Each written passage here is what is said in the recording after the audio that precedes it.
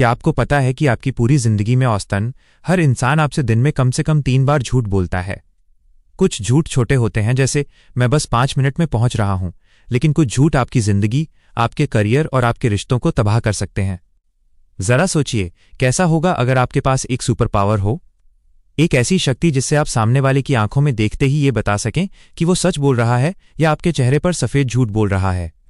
आज मैं आपको कोई जादू नहीं, बल्कि FBI और CIA के प्रोफेशनल्स द्वारा इस्तेमाल की जाने वाली 3 ऐसी मनोवैज्ञानिक ट्रिक्स बताने वाला हूं जिनसे झूठ पकड़ना आपके लिए बच्चों का खेल हो जाएगा।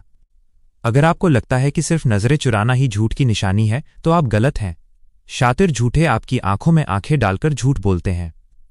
तो फिर उन्हें पकड़ा कैसे जाए?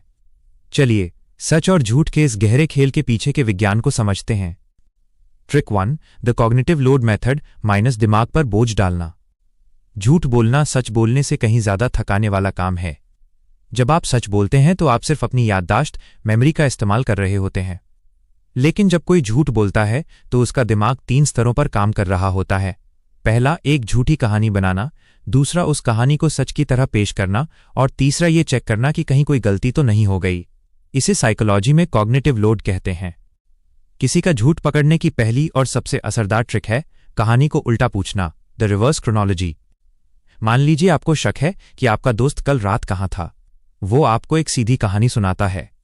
अब आप उससे कहें, अच्छा, जो तुमने बताया उसे आखिरी से शुरू करके पीछे की तरफ बताओ, tell me the story in reverse order. एक झूठा इंसान अपनी कहानी को रट लेता है।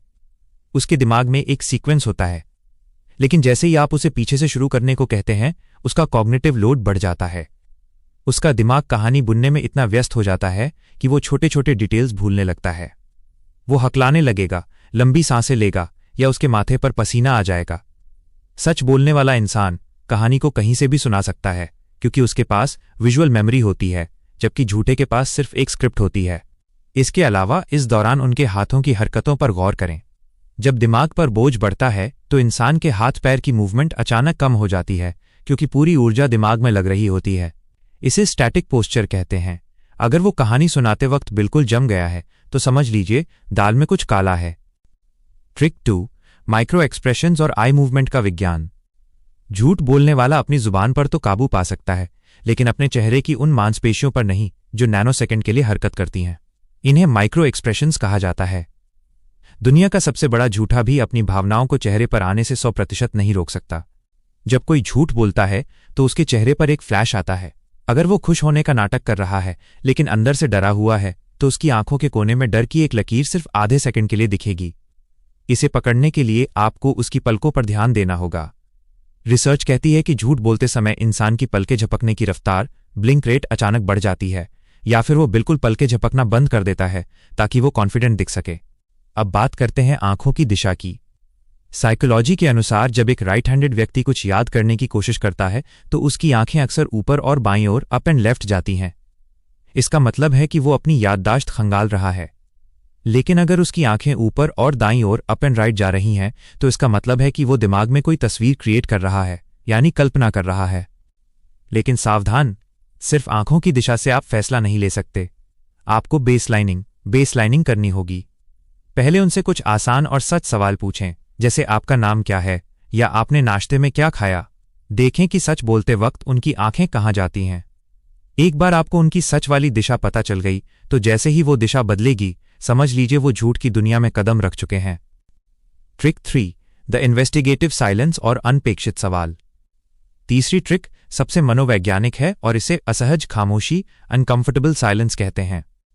झूठे इंसान को खामोशी से नफरत होती है। जब वो अपना झूठ बोल देता है तो वो चाहता है कि आप उसकी बात मान लें और टॉपिक बदल दें। अगर आप उसकी बात सुनने के बाद कुछ ना बोलें और बस उसकी आंखों में देखते रहें तो वो घबराने लगेगा। उसे लगेगा कि शायद उसकी चोरी पकड़ी गई है। इस खामोशी को भरने के लिए वो जरूरत से ज्यादा जानकारी, ओवर एक्सप्लेनिंग देने लगेगा। कहा जाता है कि झूठ को सच बनाने के लिए झूठा इंसान इतने डिटेल्स देता है जिनकी जरूरत ही नहीं होती।